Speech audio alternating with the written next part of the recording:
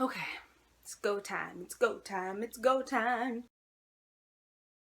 What's up, guys? I'm Kashawn and you are watching The Book Archer. So today I'm coming at y'all with a video that is basically encompassing my reading year of 2015. Around this time, everybody really does their top favorite books of 2015 or their least favorite or favorite new releases, etc, etc. But for some reason I just wasn't feeling that this year. But I still want to come and talk about a lot of the great books that I read, as well as some that I either weren't too fond of or didn't really hit the right notes with me. I decided to do my most surprising books of 2015. Now this could either mean that it surprised me in a good way or it surprised me in a not so good way. So let's go ahead and get started. First is Ignite Me by Tahera Mafi. This is the third and final book in the Shatter Me trilogy. This was a great way to start off my 2015 reading year. This was like the second or third book I read. This book surprised me so much. Shatter Me, like the character development between the first book and this book here is just so mind-blowing to me. Still to this day, I haven't seen that level of character development in a YA series, and I absolutely love it. Like, I love the characters in this third book so much. Well, most of them, aside from one or two, but I really love them. I like Juliet. I was so proud of her throughout this entire book. It was like a 180. Seriously, she had like some of the best quotes in here. I was like, Juliet is really teaching people. Like, she was preaching some good stuff in this book. It's a totally different person. I really like how some of the things that happened early on in the series really helped her develop the way a person would really develop in real life. I thought this was a great finale to the trilogy. I was just so surprised by how much I loved this book because I really loved the second half of Unravel Me. But the thing is, I didn't like love Shatter Me, so I didn't think the last book could make me love the whole series the way that it did. But it did. The next book that was super surprising to me was P.S. I Still Love You by Jenny Han. I've already read To All the Boys I've Loved Before by Jenny Han, and I really enjoyed that. I generally enjoy Jenny Han's writing style, but I wasn't expecting to fall in love with P.S. I Still Love You the way that I did. This is a book that I literally loved from the first page to the last page. Things happened in here that I just wasn't expecting, and it was the perfect combination of like life lessons and some funny instances and like love triangles, and it was just such a good feeling. This book gave me all of the good feels. I just highly enjoyed it. I'm obsessed with this duology now.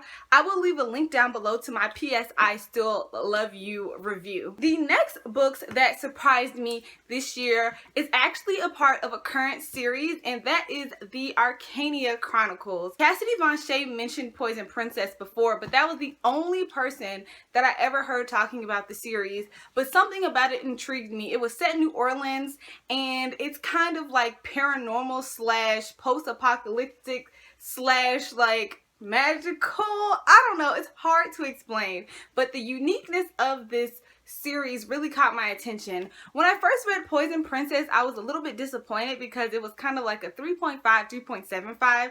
I didn't absolutely love this book. It was a very slow start for the first 100 pages. The end of the book got really good, which compelled me to pick up the next book, and I loved Endless Night so much. You get introduced to another one of the main characters in this book, and I absolutely love that character so much.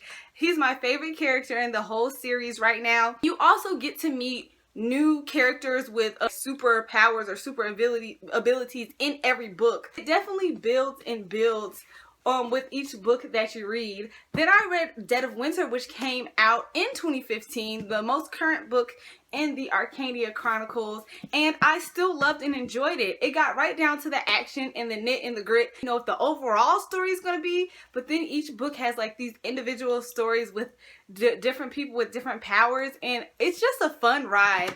I definitely like this series more than I thought I would, and it's one of my favorite current series right now. So the second most surprising book of 2015 for me came at the tail end of the year. I read it in December, and that is The Winter's Crime by Marie Rutoski. When I first read The Winter's Curse, I really wasn't a huge fan of The Winter's Curse. I thought that it was okay, but this, I absolutely love the way Marie Rutoski set this book up. It was so good. It wasn't even like action-packed, thrilling. I felt like I was like reading an espionage or spy story. I really liked the perspective, or the way that they played out Kestrel's perspective. And I think his name is Aaron. I really liked this book a lot, and I'm highly anticipating the third book in the trilogy now. If you really like a character that's mentally strong and clever, Kestrel is so clever. And I just really love the way the dual perspective was done in this book. Marie Rutoski she did really a great job at writing this. I felt like this book was so well written, which is kind of a way I didn't feel about the last book. So great job. Definitely second most surprising book of the year. The most surprising book of the year, of this year, that I read is Since You've Been Gone by Morgan Matson. This ended up being my favorite read of the year 2015. Shocker! I know, my favorite book of 2015 was a freaking contemporary. Who would have seen that coming? I absolutely loved and adored this book. I got super attached to the way the story was building. I got super attached to the characters' stories. I cried, I laughed, I felt it. I just feel like I read this book at a point in time where I could relate to it so much that this book just was a godsend. Like, it just came right on time. I just absolutely loved the premise of it. I liked the way that it played out, and this is the second book I've read by Morgan Matson, and I just absolutely love her. She's officially an auto-buy author for me. There were a lot of people who said you would enjoy it no matter if you're a fan of contemporary or not, and just going into it, I was just like, I don't know. But once you get past the first 25 pages or so, I mean, it's just really great. This was such a great story. I just loved it. I truly loved it. This was my favorite book of 2015. Last but not least, I'm going to talk about 3 books that surprised me in a not a bad, well, it depends. Let's just jump into it. The very first book of those is going to be A Court of Thorns and Roses by Sarah J. Maas. As you guys know, I love Sarah J. Maas. She is queen. She's my fave.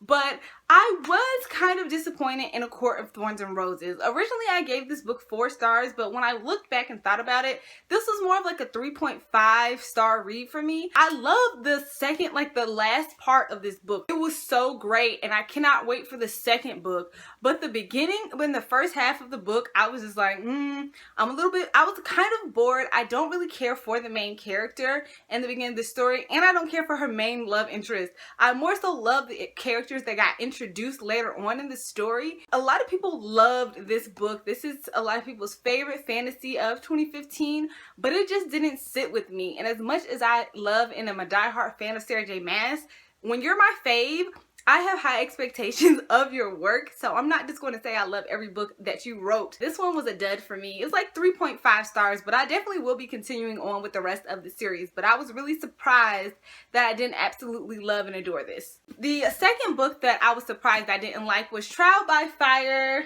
by Josephine Angelini. This book, I just didn't enjoy it at all. I really thought it was going to be something I like. I like witch stories. This is kind of in a fantasy world / time jumping world during the Salem witch trial, like all type of stuff that sounds like, ooh, that'll be a good read. But I just could not get into it. And then a big part of that was I got spoiled for the ending by the freaking company that produces the book. So that really pissed me off. The thing is, even before then, it wasn't as good as I thought it was going to be. I felt like the world building could have been a lot better, but it just didn't mesh well with me. So I will actually be unhauling this book pretty soon. This last book is on here not because I didn't enjoy it, but I was just so surprised by the ending and the third book, etc. And that is Ruin and Rising by Leigh Bardugo, or Leigh Bardugo. This is the third book in the Grisha trilogy and the conclusion to the Grisha trilogy. And the way that this story wrapped up was just so surprising to me. There were a lot of things that happened that I wasn't expecting to be in the ending.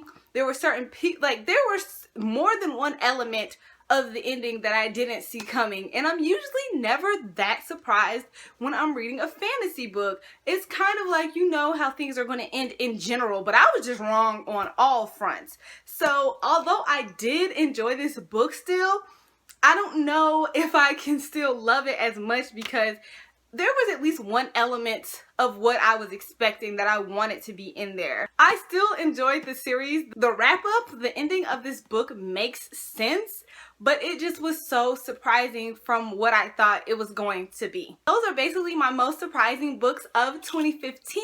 What books surprised you all in 2015? Leave them in the comment section below, whether it's something you loved or something that you hated. Don't forget to follow me on Twitter, Instagram, and Snapchat at TheBookArcher, and I will see you all in my next video. Bye!